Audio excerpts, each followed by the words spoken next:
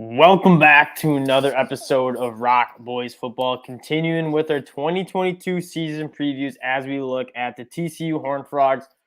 First year under Sonny Dykes, coming over from SMU.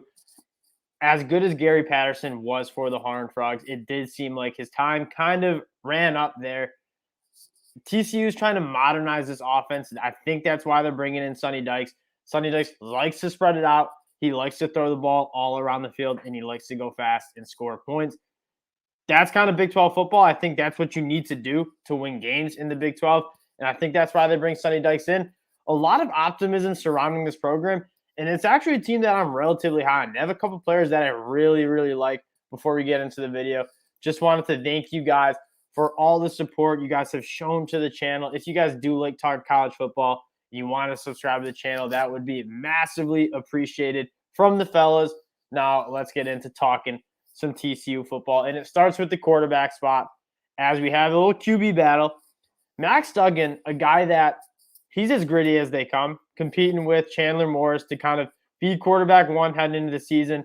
Sonny Dykes has said over and over, it is going to be going up to the last minute. I expect this position battle to go all the way through fall camp, and you might not hear who's the starting quarterback till the day of the game. I mean, that's how close it was. We watched the spring game. It is a very close competition. Max Duggan, again, a guy that's really gritty. It's not always pretty, but he gets the job done. He can use his feet really effectively. He is tough as nails. One of the more tough college football quarterbacks in the country. Puts his body on the line. And honestly, is a very good college. He's a plus college football quarterback. Now, Chandler Morris, he can move, but he's much more of a gunslinger. He probably has the better arm talent.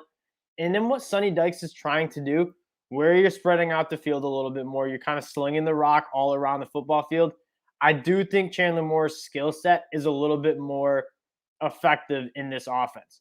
I'm not saying Chandler Morris is necessarily going to be the starter, but I do think that his skill set and his ability to kind of make all the throws on the football field does put him in that position to really be effective in this offense. Now, either one of these two quarterbacks, whatever one becomes quarterback one and kind of gets that starting spot, wins that starting spot, I think they will be a solid quarterback in the Big 12.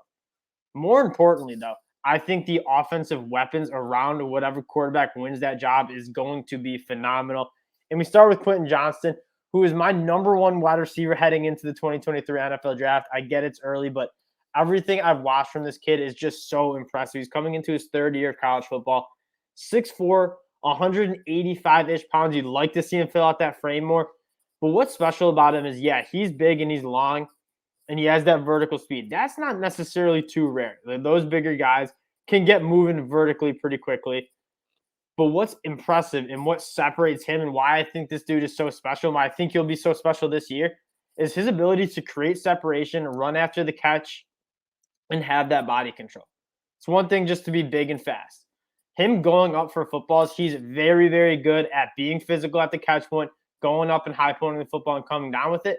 But he also can create a really, really effective amount of separation during his routes. He gets in and out of breaks for a 6'4" guy incredibly well. Very good after the catch. We mentioned the straight line speed. It's all there. In my opinion, he has the highest floor of this quarterback class, the wide receiver class in 2023. Extremely high on Quentin Johnston.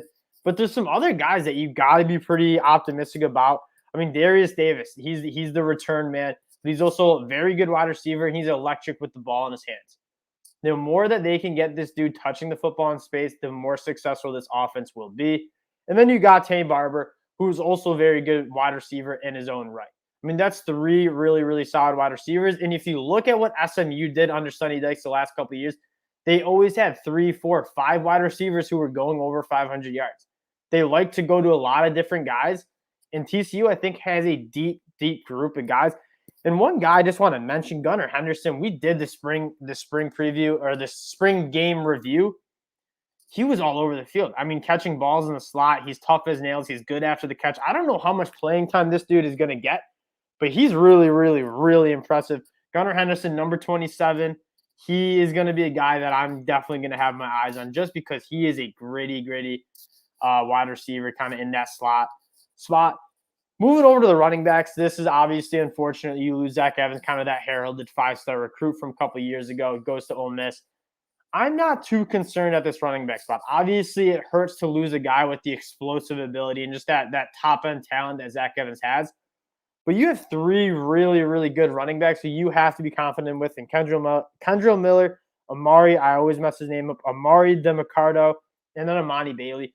All of these guys have different skill sets, and they're all very, very solid running backs. In the expected up-tempo SMU offense, you're going to want a lot of different running backs who you're comfortable with toting the rock because the guys are getting a lot of stats. They're going to get a lot of touches. So TCU having three serviceable, more than serviceable, three really solid running backs in that backfield is going to be really beneficial for them in what they're trying to do on offense. Kendra Miller is probably my favorite, but I think all three of them are really solid, and I expect all three of them to kind of split that work. Offensive line, I think they're really strong. Obviously, Steve Avila coming in, he's kind of the guy that he's the returning all Big 12 honoree guy. Really think he brings a lot to that game. But a guy like Alan Ali from SMU, the transfer, he's also a guy that he's a very good football player. I believe he was first team all-conference guy at SMU.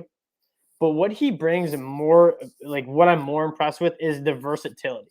Gary Patterson said they're pretty confident going 7-8 deep. That's massive. But having a guy like Alan Ali who can play multiple different positions, inevitably on the offensive line, people are going to get ruled up on. People are going to have injuries. And having guys who can play multiple different spots is absolutely massive. Alan Ali brings that to the table. He obviously comes over from SMU with Sonny Dykes. I think he's going to really, really bring some good juice to that team. On the defensive side of the ball, I do think there's a lot to be excited about.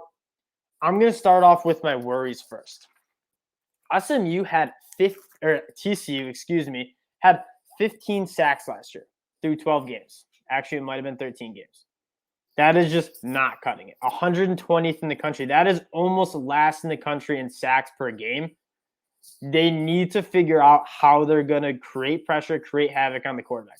You guys are new to the channel. That is the first thing I look at when I'm evaluating a defense is how well can you get after the passer? Because if you can create havoc plays, create pressures on the quarterback, that is how you get off the field. That is how you have success success on defense.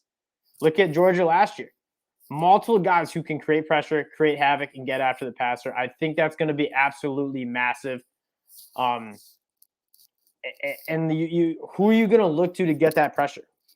I mean, I think Dylan Horton's probably the guy that you're most looking to, but it's obviously with O'Shawn Mathis transferring out, there's not a ton of guys that really are exciting you about how well they can get after the passer. Now, they change over from they're changing to a 3-3-5 defense. That allows you to get more athletes on the field and kind of disguise your blitzes. In a very similar way that Oklahoma State had so much success, I think TCU will have that same success. You have now 6 really athletic guys on the back end. Actually, take that back. Horrible math. 8 guys on the back end who are very, very athletic. Disguising those blitzes, giving different looks, kind of putting those exotic blitzes together. I think that's how they're going to have success on defense. And I look forward to seeing how they're going to do that. You don't have necessarily the top-end edge rushers to just rush 3, drop 8, and create pressure. So you got to scheme it up. That's what Oklahoma State did. They led the country in sacks last year. So I think that's what TCU is going to want to try to do. You got to build on that 15 sacks all of last year. It's just not going to cut it. Now, that's the bad part of the defense. There's a lot of parts of the defense that I really like. And what I watched on film from these linebackers is they're absolutely awesome. I think D. Winters is probably the best defensive player on this team outside of Hodges Tomlinson at the cornerback spot. D. Winters is all over the field. Jamoy Hodge, I think that's how you say his name. He's also very, very impressive. You got 2 linebackers that you feel really, really good in. A guy that I'm looking at is Marcel Brooks. He's a transfer from LSU. He transferred 2 years ago. Last year, he was only playing wide receiver, I think. Didn't really play any defense. He played defense at LSU, came to TCU. They didn't really know what to do with him, and so they kind of stuck him at wide receiver. Now he's going to come over and play linebacker, and you look at the guy. He looks the part. He looks like he could be a really, really good backer at the next level. I think he needs to fill out the frame a little bit more. He's got a small lower half. Really long. He's fluid and athletic. He's a guy that just keep an eye on to see how TCU uses him. I mentioned you want to scheme up your blitzes. Marcel Brooks has really long arms. He's really explosive. Wouldn't be surprised if they're kind of using him in a hybrid role to kind of disguise and get some pressures on the quarterback because he's a very good athlete. He just needs to find a spot that you're going to want to feel comfortable playing with him. He's kind of one of my sleepers on defense to keep an eye on. Looking at the back end, there's obviously a lot of guys that you really, really like. Travis Hodges-Tomlinson, probably the guy that you're going to look for the most. He's one of the best cornerbacks in the country. I think you say Travis Hodges-Tomlinson. But he's the guy that you're most excited for the back end. That will be a good unit for TCU. Not worried about them. Now, it's a good team, and this Big 12 conference is very gettable. So let's take a look at this schedule real quick. You're going to have to see my ugly mug with my dead pixel in the screen. And we're going to pull up TCU schedule here. DraftKings has them over under 6.5 wins. And kind of looking early. Friday night game in Colorado. They should win that. Colorado is not a very good team. They should go to 1-0. FCS team, they should go 2-0. And then you got the SMU team. SMU is very, very good. They're going to be at SMU. It shouldn't be necessarily a home game. This is by TCU as well. This is going to be a big one. Not only is it big for recruiting that area, but it's also big because Sonny Dykes is coming. It's a little bit of a revenge game for Sonny Dykes and SMU. That's going to be kind of where you're seeing what's this TCU team about. I do think they can win that game. SMU's kind of losing a lot of guys. We'll give them the win. They'll go to 3-0. If you can get 3-0 going into Oklahoma, you like your shots.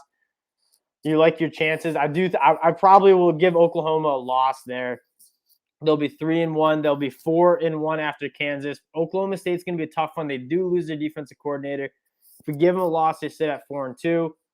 Kansas State, that's going to be another really big one. It's at home. If we give them a win, they go to 5-2, 6-2 at West Virginia, who I'm very down on. Texas Tech, you could be kind of 7-2, kind of rolling into these last 3 games, and that would be big. Texas, Baylor, Iowa State. If you could win one of those games, you're looking at an 8-4 season. I mean, that's solid for TCU. And that's kind of what the first season under Sonny Dykes, you would absolutely love to see that out of TCU. It's going to help the recruiting. It's going to help this program start heading in the right direction.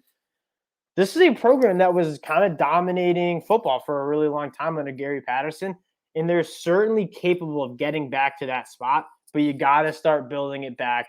Sonny Dykes, I think, is the guy for the job. I mean, he's going to have this offense revamped. Excited for this TCU team, and I just want to thank you guys for checking out our video. We put in a lot of work scouting these different teams, trying to put together the best content for you guys. So if you do like the content, if you want to subscribe to the channel, that would be massive for the fellas. We appreciate you checking us out, and we'll talk to y'all later.